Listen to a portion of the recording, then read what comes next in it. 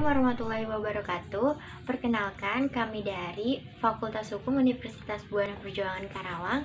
Di sini kami akan menjelaskan atau menceritakan tentang peristiwa pembantaian yang terjadi di daerah Rawagede. Sebelum lanjut ke videonya, perkenalkan dulu ya anggota kelompok kami.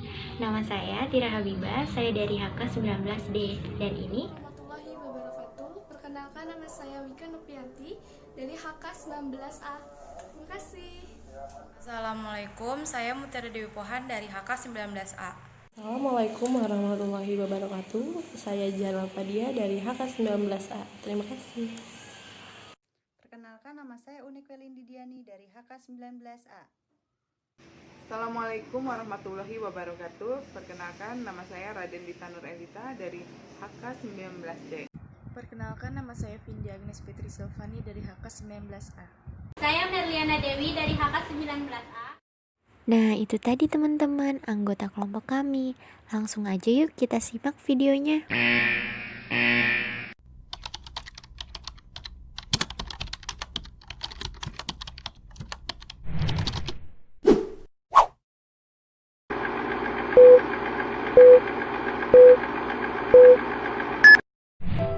9 Desember 1947, terjadi sebuah peristiwa pembantaian di daerah yang bernama Rawagede. Tepatnya yang kini kita kenal dengan Desa Balongsari, Kecamatan Rawamarta, Kabupaten Karawang. Peristiwa ini terjadi ketika Perang Agresi Pertama Belanda. Pasukan Belanda yang melakukan pembersihan wilayah dari Bekasi hingga sampai ke daerah Karawang, yaitu di daerah Rawagede, yang mengakibatkan peristiwa pembantaian penduduk Rawagede. Dalam operasinya di daerah Karawang, tentara Belanda memburu Kapten Lukas Kustario. Sehari setelah perundingan Renville, pasukan tentara Belanda mengepung Rawagede yang dipimpin oleh seorang mayor. Rumah penduduk di sana digeledah satu persatu untuk menemukan senjata, tetapi tidak satu pun senjata ditemukannya. Para penduduk laki-laki di sana juga diperintahkan untuk berjejer dan ditanya tentang keberadaan pejuang Republik Indonesia. Namun, tidak ada satupun yang tahu. Pemimpin tentara Belanda kemudian memerintahkan untuk menembak mati semua penduduk laki-laki, termasuk para remaja yang berumur belasan tahun. Beberapa orang berhasil melarikan diri ke hutan, walaupun mereka terluka terkena tembakan. Hari itu tentara Belanda membantai 431 penduduk Rawagede, tanpa ada pengadilan, tuntutan, ataupun pembelaan. Mereka yang mencoba meninggalkan desa akan dibunuh, baik itu wanita dan anak-anak, dengan cara ditembaki. Setelah desa dibakar, tentara Belanda menduduki wilayah itu.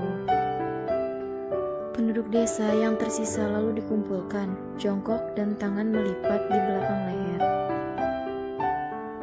Hujan yang mengguyur mengakibatkan genangan darah membasahi desa tersebut, yang tersisa hanya wanita dan anak-anak.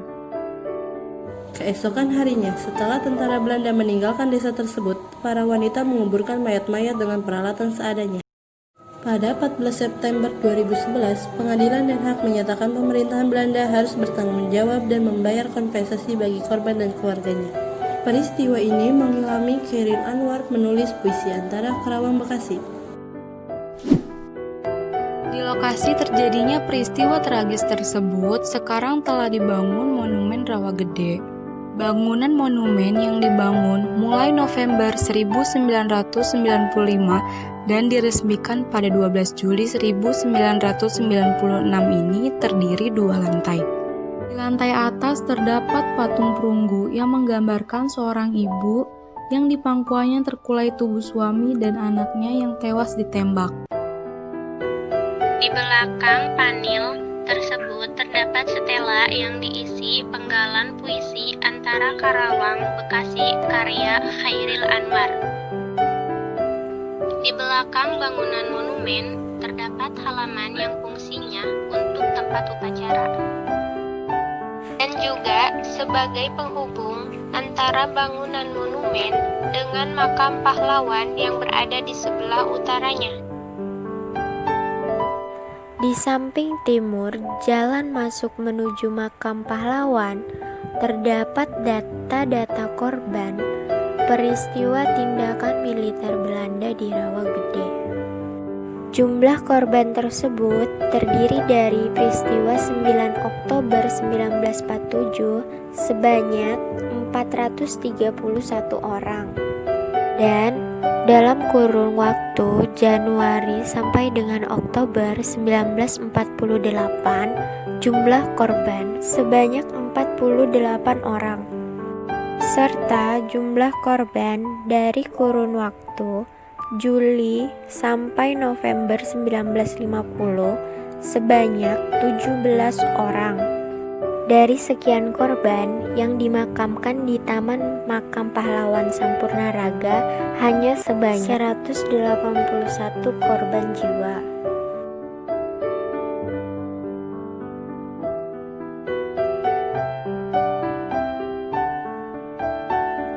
Dengan adanya monumen ini, para penerus bangsa dapat menghayati perjuangan rakyat Indonesia. Letaknya yang strategis dan mudah dijangkau menjadikan monumen ini sangat memberi arti bagi para penerus bangsa Indonesia dalam mempertahankan kemerdekaan Indonesia.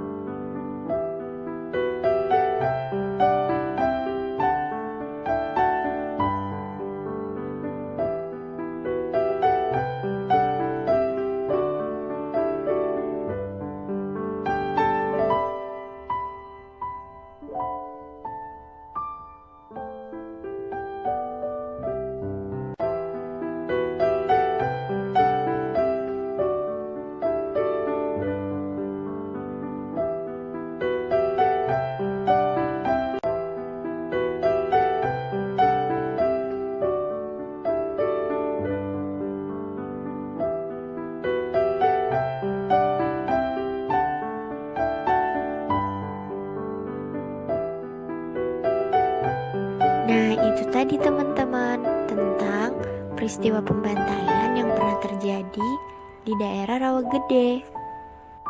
Semoga bisa bermanfaat ya buat teman-teman, serta dapat menambah ilmu pengetahuan.